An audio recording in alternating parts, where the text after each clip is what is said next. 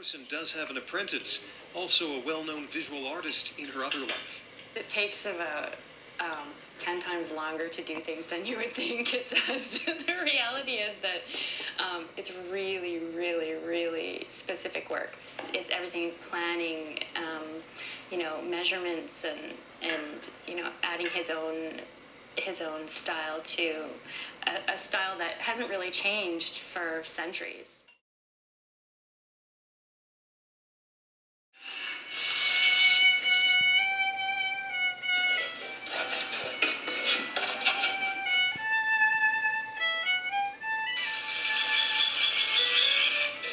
As I'm making a violin, I'm getting the best out of each piece of wood. It's another thing a factory can't do. It's also something very few craftsmen can do. The names of all the master violin makers in the world could fit into a very skinny address book. But one of them, Guy Harrison, follows his muse right here in Ottawa. Yeah, this is a violin I made a couple of years ago. So it has a lovely one piece. Some violins have a one piece, but what's called a one piece back, and the back is just from one piece of maple. Harrison buys his woods in Europe, just as he learned his craft in England after leaving his native Australia. In his adopted city, his skills are rare, but his opportunities are not. It's such a vibrant town, really. I'm amazed how many instruments I sell in Ottawa. So it's a really great place to be. Your average violinist in an orchestra, really, they can't afford, $500,000 or $1 million for a fine old violin.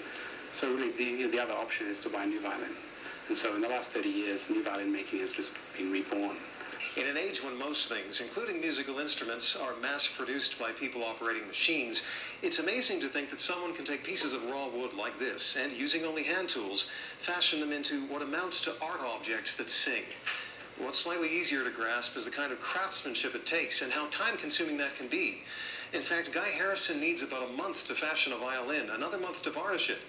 Grand total of production, 5 or 6 instruments a year. It's all hand-carved, yes. Yeah, I have a bandsaw that I use for certain roughing out. Saves me a little time.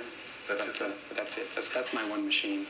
The outside gets carved, and the shape, and then the inside gets hollowed out.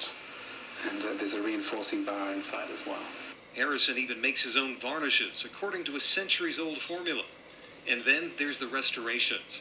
Put a large patch inside to reinforce this, and also press all this distortion in the front out. So I actually have made a plaster cast of this, which I'll use to plaster cast. A plaster cast. Very labor-intensive, but Harrison does have an apprentice, also a well-known visual artist in her other life.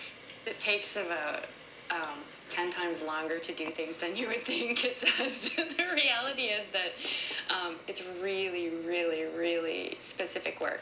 It's everything planning, measurements and adding his own style to a style that hasn't really changed for centuries.